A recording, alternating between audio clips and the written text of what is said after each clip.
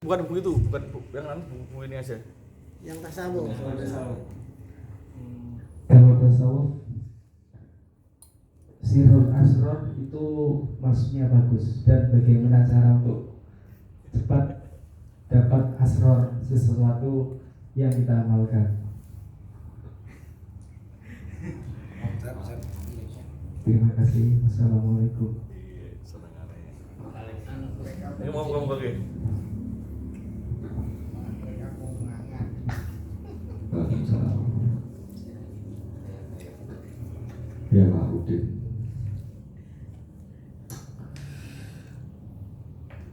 Intinya begini, semua yang kita lakukan, pikir-pikir, amalan, mau puasa, mau dan lain-lain, mau tirakat, mau yang sunah-sunah, wajib-wajib itu sebanyak mungkin. Ya ayyuhalladzina amanu dikon kasihan ya ayyuhalladzina amanu ya ayyuhalladzina amanu guru wa dzikron katsiran. Itu juga sebuahnya. Nah, ada satu kunci.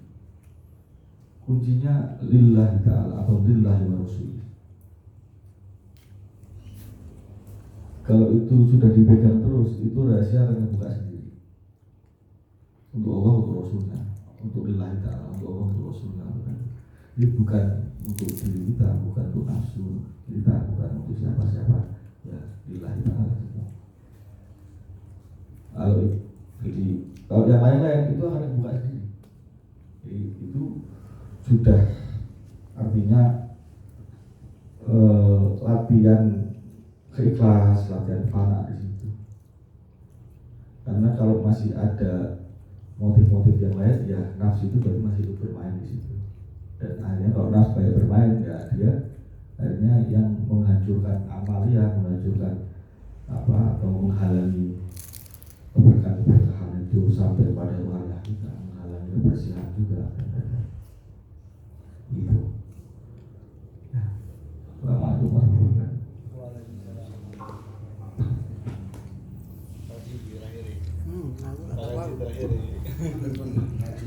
Bertanya atau? Mau bertanya?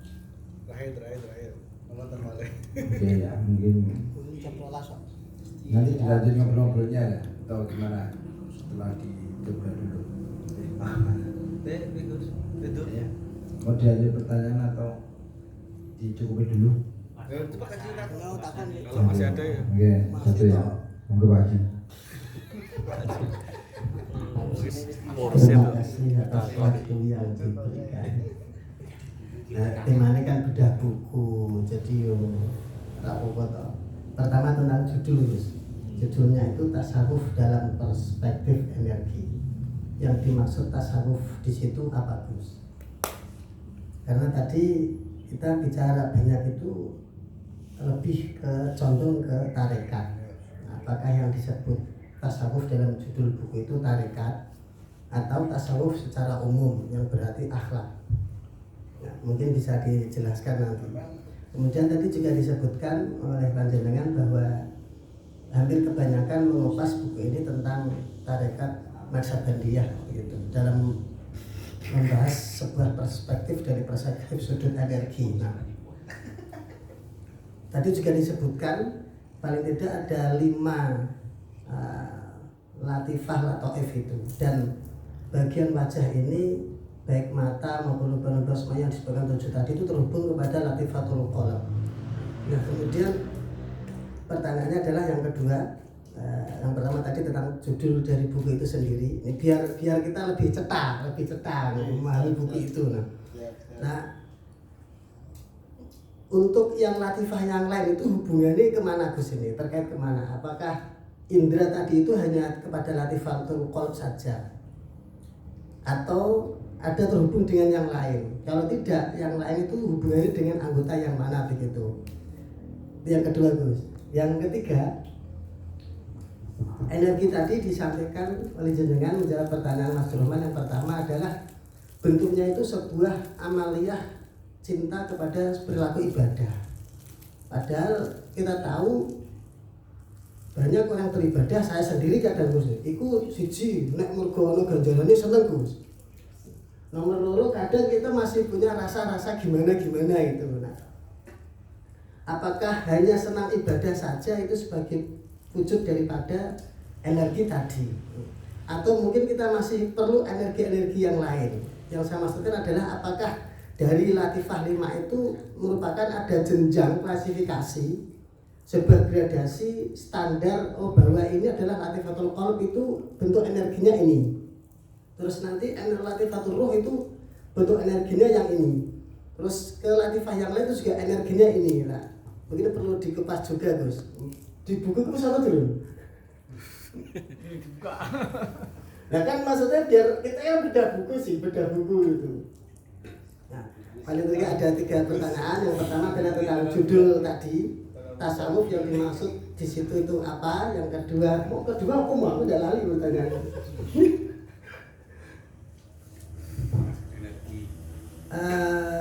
Tentang keterkaitan wajah tadi lubang itu kepada Latifatul Qalb saja, apakah yang lain terhubung atau tidak? Yang ketiga adalah dari apakah setiap energi tadi itu letak Latifah itu merupakan ada gradasi tingkat energi masing-masing dan wujudnya seperti apa Gus? Karena nafsu itu kan juga banyak, itu ada, kita menyebutnya ada banyak lah, ada lawamah, ada amarah dan sebagainya berdasarkan tingkatannya. Nah, yang keempat, suara. Energi tadi dikaitkan dengan suara. Energi itu kumpulan cahaya itu di situ ada suara yang bergetar. Kemudian ada frekuensi tadi menimbulkan sebuah energi. Nah, kalau suara, logika kita mengatakan suara ini logika, berdasarkan logika saja. Suara itu ya yang berbunyi kayak gini. Sedangkan dzikir itu ada 2 jenis. Satu dzikir jahar, yang kedua dzikir sir atau khafi. Nah, dalam hal ini yang disebut suara itu apakah hanya suara yang dzikir jahar saja atau suara hati itu juga disebut suara? Padahal kita tidak pernah mendengar ini hati itu suaranya kayak apa, tidak ada yang tahu. Ngerti nawan Gus, ada 4 pertanyaan. Yang kelima disimpan saya, gue tidak mau tulis cukup. Terima kasih.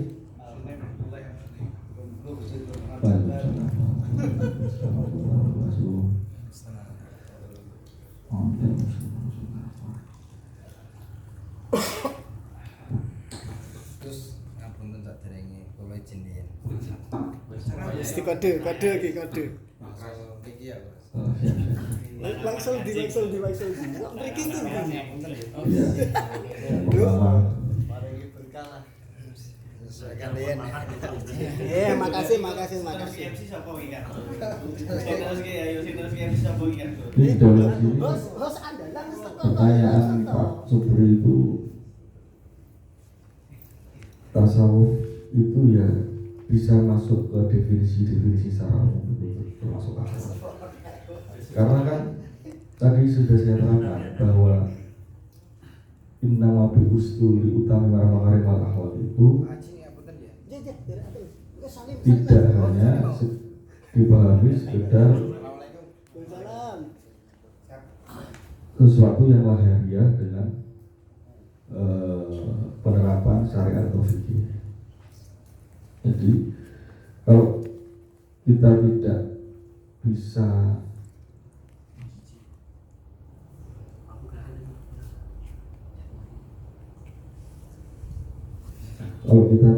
memahami itu di wilayah syariat dengan benar, artinya kebersihan di dalam syariat itu tidak dilaksanakan dengan baik, rukun syaratnya tidak baik, itu ya kita sudah lemah dulu dalam menginjak tasawuf. Karena sebenarnya apapun yang dilakukan di wilayah syariat itu akan berefek pada kolbu.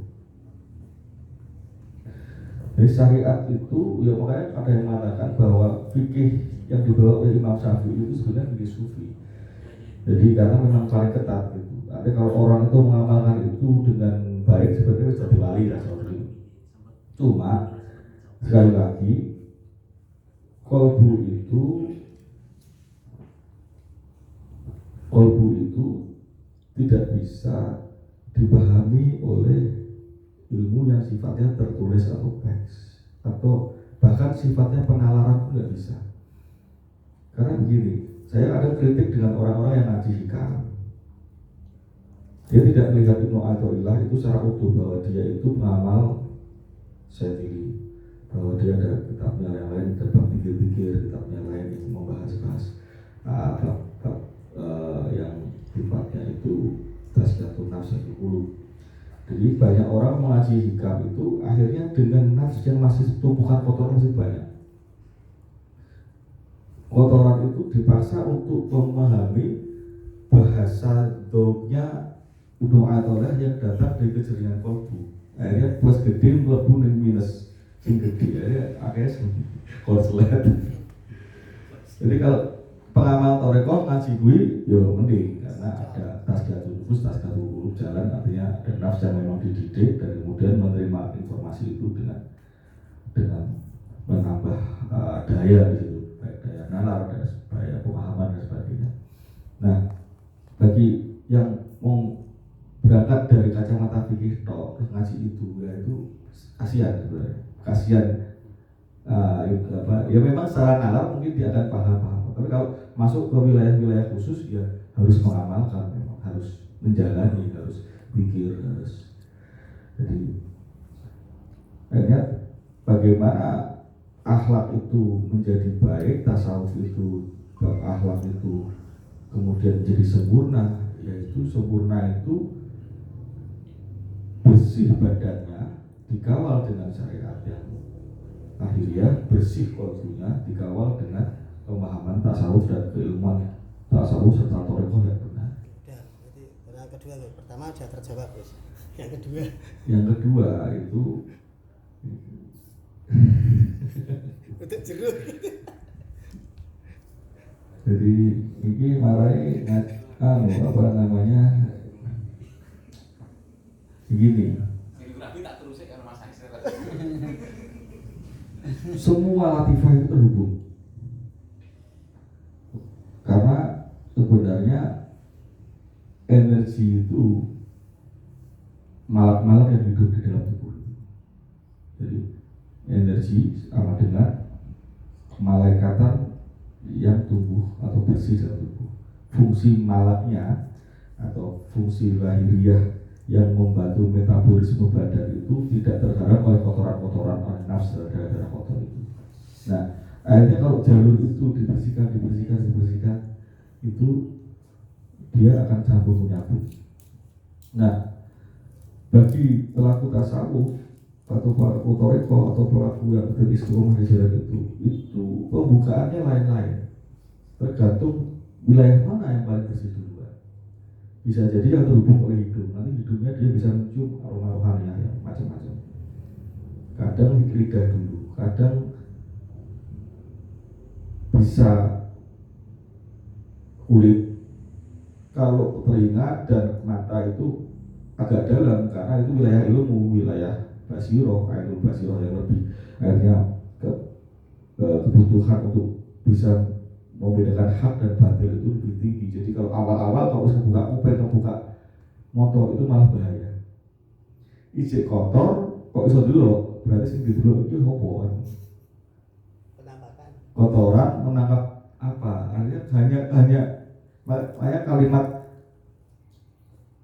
ya la'iful wali ilal wali itu maksudnya orang itu mengetahui kebersihan orang karena dia itu bersih juga. Karena wali itu melakukan disiplin rohaniah yang baik, dia punya cahaya yang bersih, bisa ditangkap oleh yang bersih juga. Allah memberi informasi bahwa yang di hadapan dia itu walinya gitu. Nah, yang masalah itu kita kesusu menangkap frekuensi tinggi itu, padahal masih rendah, masih kotor. Yang terjadi akhirnya yang ditangkap itu sesama kotoran.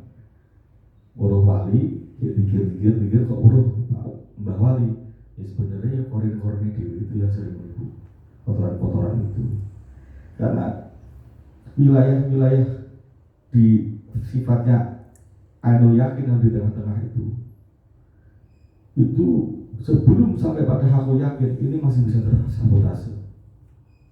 Makanya perlu bimbingan murid, perlu orang-orang yang berjalan di wilayah itu duluan untuk bisa membedakan ini hak, ini betul, atau tanya kepada guru musik atau barangkali orang yang berjalan lebih dulu di situ untuk bisa tahu ini gimana penyikapannya ada seperti ini.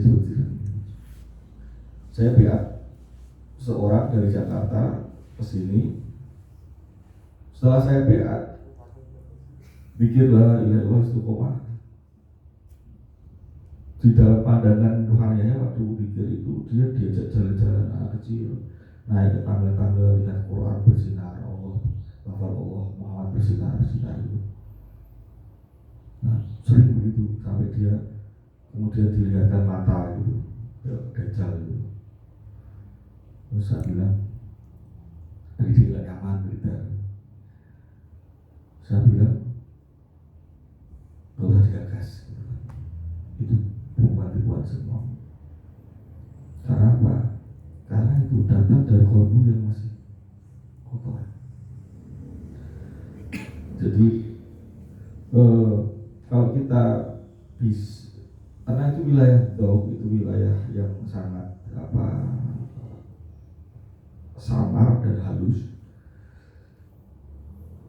Dia kemudian ketika mengikuti saran saya sudah tidak terlihat itu nama-nama itu tidak terlihat lagi, artinya pembersihannya jalan lagi. Terus dia kemudian dia nggak pikir, misalnya ini satu kasus ya, dia nggak pikir, cuma diam aja dia lihat bencana alam, gempa bumi, angin kencang, sering begitu. Padahal nggak pikir, biasanya pikir ada gangguan, ini nggak pikir kok ada gangguan. Saya bilang sama, nggak usah digagas. Jadi maksudnya apa? Sesuatu yang datang pandangan-pandangan rohaniah dan sebagainya itu akhirnya mengganggu hubungan kita kepada Allah, kenyamanan kita kepada Allah. Itu mereka memang sengaja melakukan itu, memperlihatkan itu agar kita sibuk di situ. Sirul asrar lah Gus. Ya, akhirnya kita tidak jalan kebersihannya, karena kalau jalan kebersihannya mereka ikut dibersihkan. Kasih saran macam-macam, akhirnya dia cerita, udah nggak lihat ini itu, dia lihat kecil-kecil jalan itu. Nah itu bersihkan semua itu makhluk-makhluk yang datang, yang jalan di daerah itu, karena itu yang bikin LCD proyektor muter di kepala itu. Jadi makhluk-makhluk itu dia akhirnya lihat, berarti muridmu ikhlas nanam itu. Karena dulu awal perjalanan aku lihatnya itu juga sama, yang kecil-kecil di Baghdad itu banyak. Dan itu tak jelaskan cara membersihkannya, Jadi memang godaannya begitu, melihat sesuatu. Bahkan saya ketemu orang macam-macam, akhirnya mursyidnya sendiri tidak diakui karena dia ketemu saya bawa Saban di satu jalan gitu. Saya sudah ketemu mereka ngapain ketemu yang berbeda, bilang gitu lah. Disesake ya. Dan banyak hal ketemu bukan orang-orang sepuh kadang-kadang. Tapi ya gimana lagi, orang mereka punya artinya mungkin tarbiyah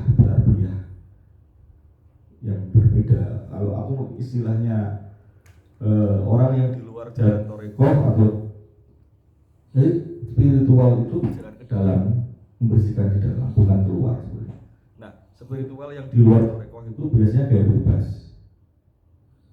Gaya bebas itu maksudnya harus pokoknya boleh dijadikan, boleh opo ketemu wali, kalau poso, gaya bebas. Tapi dia nggak ngurusi di dalam ini, nggak ngurusi bersihannya. Bebas hambatan. Jadi memang dia kadang punya banyak keistimewaan, bisa itu tapi itu tadi kolbunya nggak terdidik. Ketika bertemu ya kayak apa ya, kotoran semua yang kelihatan. Nah tadi latifah itu terhubung semua. Warna-warna di situ juga banyak. Kalau latifatul kolbu itu Nabi Adam, Nabi Adam ya, Nabi Nuh, Nabi Ibrahim, Musa, si Nabi Isa, Nabi Muhammad itu di dalam. biasanya pada umumnya itu hanya bisa sampai kolbu, sampai pada latifatul ruh itu sangat jarang. Bisa 2 ini bersih itu sudah luar biasa. Ngomong latifatul sirri ini, nah kalau cuma kolbu ini sudah artinya sudah kunci. Ketika itu dibersihkan, fungsi ini jalan, artinya kita tidak tertipu oleh yang lain-lain, itu berguna untuk perjalanan. Artinya kita masih banyak nafsu, cuma kita ma'rifat di situ, mengenal ma'rifatun nafsu itu lebih banyak. Jadi bisa melihat nafsu yang buruk-buruk agar bisa diatasi, bisa mendengar yang keburukan-keburukan agar bisa dihindari. Nah, untuk bisa sampai ke memang akhirnya jadi mursyid tenang kalau Mbah Wali ya memang angel itu memang sebuah wali itu memang sesuatu yang wis wali sebenarnya kalau diundi lah pokoknya. Tinggal lagi ini pengen seperti itu, pengen itu ya nggak apa-apa, mau pengen melu Mbah Wali kan melu APS itu ya nggak apa-apa selama baik jalannya baik jalurnya. Kalau Allah meridhoi ya bisa sampai ada makom-makom mereka, insya Allah. Terus balik Pak Haji, tiga. Udah 3. Tadi tingkat bertingkat enggak Gus? Bertingkatan tadi enggak? Ya itu tergantung, ya idealnya itu bertingkat. Tergantung wilayah mana yang bersih duluan di dalam apa. Itu latifah. Semua itu terhubung, latifah kolam. Cuma memang sumur rohani yang besar itu yang ditunjukkan oleh para wali. Itu ada sebenarnya ada kayak titik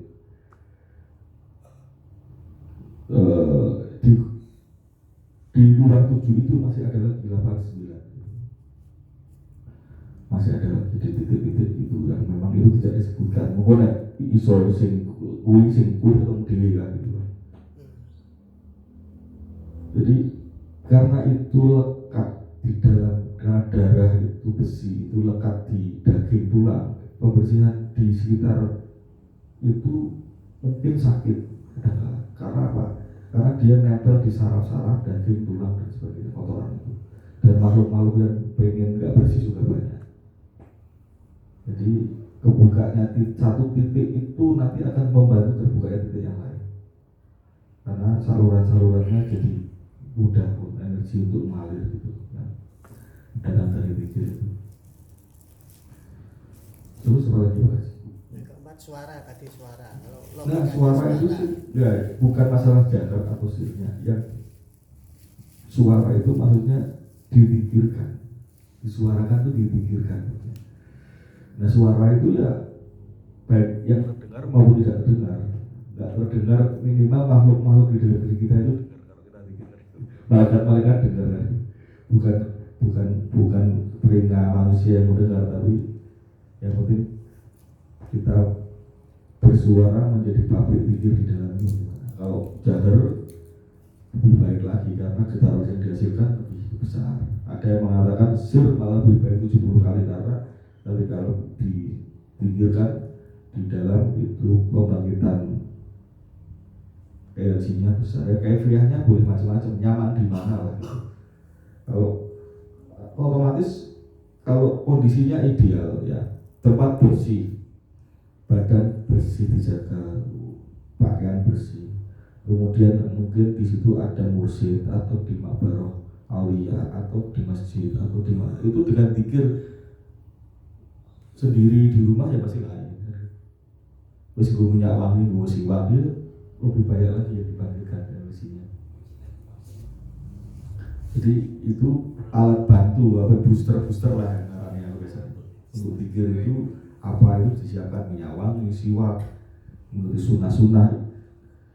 Cincin ini saraf-saraf yang di cincin ini itu dia ada saluran ke kolbu. Jadi kalau ikuti sunnah pakai cincin itu pikir di kolbu agak enak, agak terbuka, cahayanya makin dapat. Pikir kalau udah dijaga sunnahnya, kupluan sama kupluan berbeda. Karena kalau ada telunan saraf di kepala ini kalau dikepului dia akan nafsu-nafsunya akan agak lembek gitu. Kalau dibuka ibarat anti udah dia menyerap negativitas dari luar. Ini tak kubukan balak-balak sekolah dulu manusia. Ya kurang lebih begitu. Terus apa lagi Pak sih? Oke. Ada lagi? Oh iya Mas Anis, monggo kalau mau di.